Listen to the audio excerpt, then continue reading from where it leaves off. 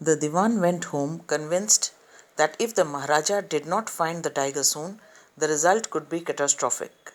He felt life returning to him only when he saw the tiger which had been brought from the People's Park in Madras and kept hidden in his house.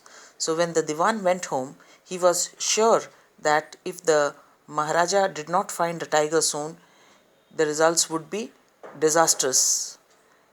He felt at peace only when he saw a tiger in his home which had been brought from the People's Park in Madras and kept hidden in his house.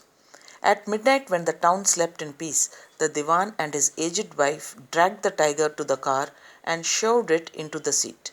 The tiger must have been very old and weak, so both husband and wife dragged the tiger and pushed him into the car's back seat. The Diwan himself drove the car straight to the forest where the Maharaja was hunting. When they reached the forest, the tiger launched its satyagraha and refused to get out of the car. Now, the Diwan, he drove the car and brought the tiger straight to the place where the Maharaja was hunting. And now when they opened the door, the tiger refused to come out. It was too old. It did not want to move. So that is why the author says the tiger launched its satyagraha. It refused to come out.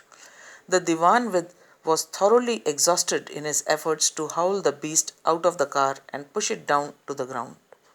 The Diwan, he had to make great effort in pushing the tiger out of the car.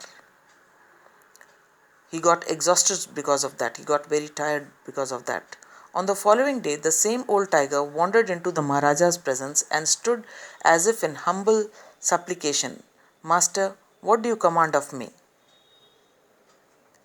The next day, the tiger wandered in front of the Maharaja's presence. It walked in right in front of the Maharaja and stood as if it was politely requesting the king and asking him, Master, what do you command of me? What do you order of me?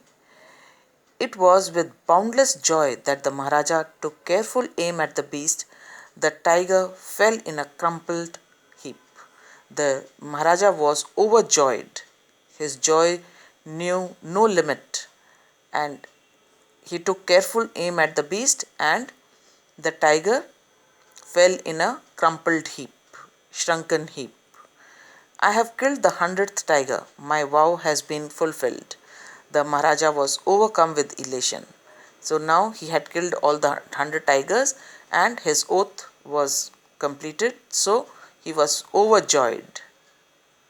Ordering the tiger to be brought to the capital in grand procession, the Maharaja hastened away in his car. The Maharaja ordered that the body of the tiger should be brought to the capital in a procession.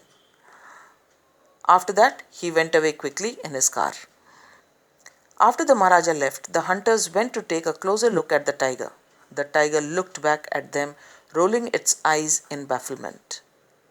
The men realized that the tiger was not dead. Now, when the hunters went closer to the tiger and looked at it, the tiger looked back at them in confusion, bafflement, confusion. And the men realized that the tiger was not dead. The bullet had missed it. It had fainted from the shock of the bullet whizzing past.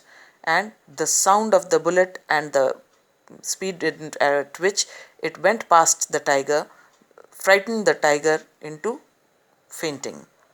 So it had only fainted. It did not die. The bullet did not hit the tiger.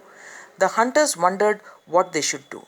They decided that the Maharaja must not come to know that he had missed his target. If he did, they could lose their jobs.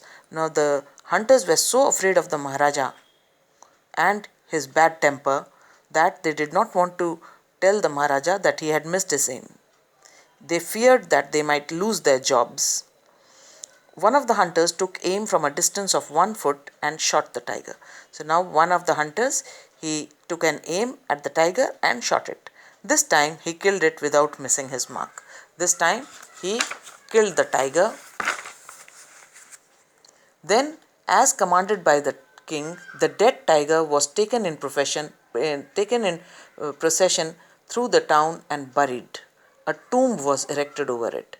Now they took the carcass of the tiger to the town, to the capital, in a procession and buried it, and a tomb was erected over it.